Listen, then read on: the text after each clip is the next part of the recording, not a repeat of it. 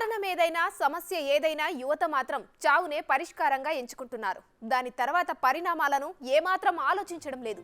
చిన్న తప్పు జరిగినా క్షణికావేశంలో నిర్ణయం తీసుకొని తల్లిదండ్రులకు కడుపు కోత మిగుల్చుతున్నారు. మార్కులు రాలేదనో, హాజరు సరిపోలేదనో, ఉపాధ్యాయులు మందలించారనో ఆత్మహత్యలు చేసుకుంటున్నారు. చిన్న విషయాన్ని కూడా అవమానంగా భావించి చనిపోతున్నారు. కొందరు డ్రగ్స్ కు బానిసలై తనువు చాలిస్తుంటే మరికొందరు కళాశాల యాజమాన్యాల ఒత్తిడి తట్టుకోలేక ప్రాణాలు కోల్పోతున్నారు. ఎన్ని కౌన్సిలింగ్లు చేపడుతున్నా విద్యార్థులు యువతలో మాత్రం ఎలాంటి మార్పు రావడం లేదు. క్షణకాలంలో ప్రాణాలు తీసేసుకుంటున్నారు. కుటుంబాలను తీరని శోకంలో ముంచుతున్నారు.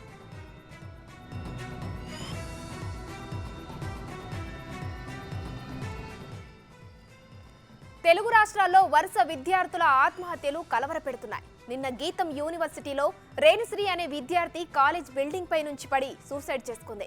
రేణుశ్రీ మృతదేహానికి పోస్ట్ మార్టం పూర్తి చేసి స్వగ్రామానికి తరలించారు. రైలు కింద పడి విజయ్ కుమార్ అనే యువకుడు బలవన్మరణానికి పాల్పడ్డాడు. విజయ్ కుమార్ నల్లమల్లారెడ్డి ఇంజనీరింగ్ కాలేజీలో చదువుతున్నాడు. గంజాయికి బానిసగా మారి ఆత్మహత్య చేసుకున్నాడని పోలీసులు భావిస్తున్నారు. కానీ అలాంటిదేమీ లేదని తల్లిదండ్రులు చెబుతున్నారు. పోలీసులు సైతం కాలేజీ యాజమాన్యం తీరుపై ఆగ్రహం వ్యక్తం చేస్తున్నారు. విద్యార్థులు ఏం చేస్తున్నారో కనీసం పట్టించుకోరా అని ఫైర్ అవుతున్నారు.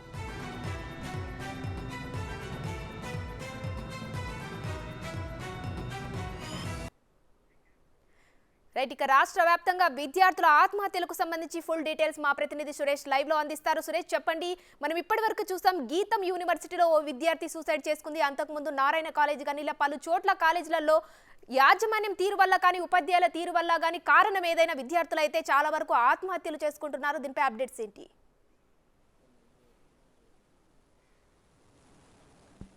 పిల్లలు ఉన్నత స్థాయి చదువులు చదవడం కోసం తల్లిదండ్రులు ప్రైవేట్ కాలేజీలలో అప్పులు చేసి మరీ వాళ్ళని జాయిన్ చేస్తూ ఉంటారు. అక్కడ ర్యాంకుల కోసం ఒత్తిడి తీసుకొచ్చి పిల్లలు ఆత్మహత్య చేసుకోవడానికి కారణమవుతున్నారని చెప్పేసి కూడా గతంలో తల్లిదండ్రులు చాలా కాలేజీల ముందర ఆందోళన చేశారు. శ్రీ చైతన్య నారాయణ కాలేజ్ లాంటి ఇంటర్మీడియట్లోనే ఒత్తిడి పెరిగి చాలామంది విద్యార్థులు ఆత్మహత్య చేసుకుంటున్నారని చెప్పేసి కూడా ఆందోళన చేశారు. కానీ నిన్న రీసెంట్గా ఇంజనీరింగ్కి సంబంధించిన విద్యార్థులు ఇద్దరు కూడా ఆత్మహత్య చేసుకోవడం జరిగింది. అటు రేణుశ్రీ, ఇటు విజయ్ కుమార్ చాలా రోజుల నుంచి పాలిటెక్నిక్ చేసినప్పటి నుంచి అతనికి గంజాయి అలవాటు ఉంది. తర్వాత అతన్ని చదువు మానించేశారు. తర్వాత మళ్ళీ నేను చదువుకుంటా అని చెప్పేసి తల్లిదండ్రులకు చెప్పడంతో మళ్ళీ అతన్ని ఇంజనీరింగ్ సెకండరీ ఇయర్లో జాయిన్ చేశారు. కొద్ది రోజుల నుంచి కాలేజీలోనే ఉంటున్నాడు. మళ్ళీ గంజాయికి అతను అలవాటు పడిండు గతంలో. అది మాని ఇప్పుడు ఆ గంజాయి అందుబాటులో లేదు కాబట్టి అతను మానసిక ఒత్తిడిలో ఆత్మహత్య చేసుకున్నారని చెప్పేసి కూడా ఇటు కుటుంబ పోలీసులు, రైల్వే పోలీసులు చెప్తున్నారు. మొత్తం ఈ ఆత్మహత్యలకు సంబంధించి విద్యార్థి సంఘాలు అయితే ఆందోళన వ్యక్తం చేస్తున్నాయి.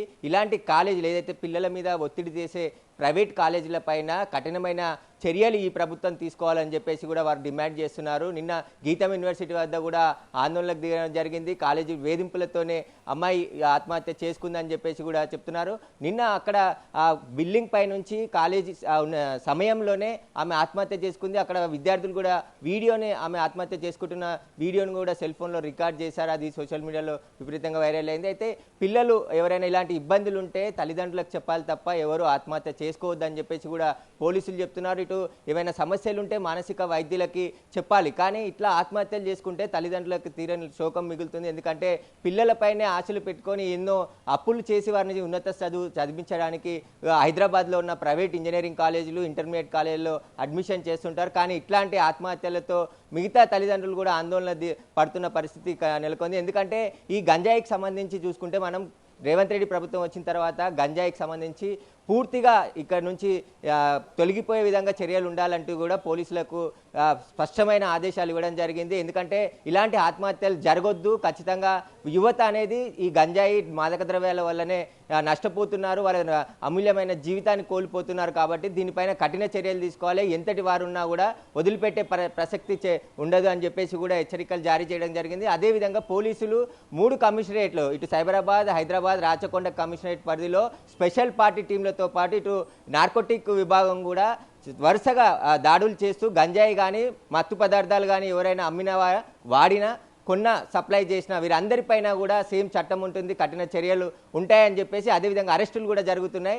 అందులో భాగంగానే గంజాయికి సంబంధించి విజయ్ కుమార్కి దొరకడం లేదు. అతను మానసిక ఒత్తిడికి లోనైపోయి ఆత్మహత్య చేసుకున్నాడని చెప్పేసి పోలీసులు చెప్తున్నారు. తల్లిదండ్రులు కూడా గతంలో అతనికి ఈ వ్యసనానికి బానిసయ్యాడు కాబట్టి దానికి సంబంధించిన హాస్పిటల్లో అడ్మిట్ చేసి ట్రీట్మెంట్ అందించారు. కానీ తాను కోలుకున్నాను, మళ్ళీ నేను చదువుకుంటానని చెప్పి తల్లిదండ్రులకు చెప్పడంతోనే వాళ్ళు మళ్ళీ కాలేజీలో జాయిన్ చేశారు. కానీ గంజాయికి సంబంధించి ఇలా ఎడిక్ట్ అయిన వారు ఎవరైతే ఉన్నారో, మాదక ద్రవ్యాలు కానీ, గంజాయి కానీ, డ్రగ్స్కి కానీ, వీరందరినీ కూడా గుర్తించాలి. వారికి సంబంధించి పోలీసులు గతంలో వాడి అరెస్ట్ అయిన వారి దగ్గర లిస్ట్ ఉంది కాబట్టి ఎవరైతే వాడుతున్నారో ఇప్పుడు అందుబాటులో లేని వారికి కూడా ఖచ్చితమైన మానసిక వైద్యులతోని కౌన్సిలింగ్ నిర్వహించాలి వారందరికీ కూడా. ఎందుకంటే గంజాయి ఆపడమే కాదు, అలవాటైన వారిని కూడా ఖచ్చితంగా చూడాలి. వారికి సంబంధించి ఇప్పుడు ఎందుకంటే గంజాయి నిర్మూలించే దిశగా పోలీసులు అడుగులు వేస్తున్నారు కాబట్టి అది వాడుతున్న వారిపైన కూడా జాగ్రత్తగా అబ్జర్వేషన్ ఉండాలి. ఎందుకంటే అది దొరకకపోతే వారు ఇంట్లో మానసిక ఒత్తిడికి, ఎందుకంటే తల్లిదండ్రులకు కూడా ఆ విషయం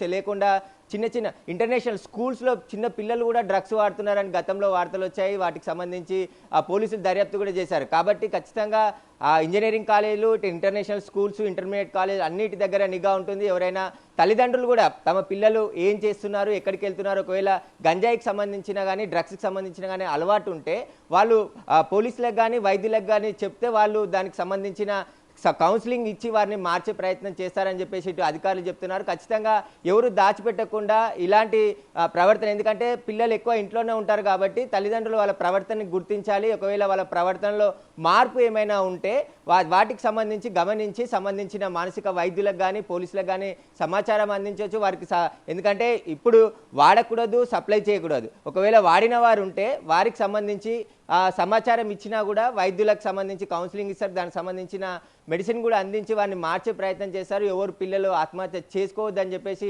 అధికారులు ఇప్పుడు చెప్తున్నారు. ఖచ్చితంగా తల్లిదండ్రులకి ఇలాంటి ఆత్మహత్యలతో ఆందోళన నెలకొల్పాల్సిన పరిస్థితి ఉంటుంది కాబట్టి పోలీసులు కూడా చాలా కఠినమైన చర్యలు తీసుకుంటున్నారు. ఈ డ్రగ్స్ పైన వరుసగా దాడులు చేస్తున్నారు.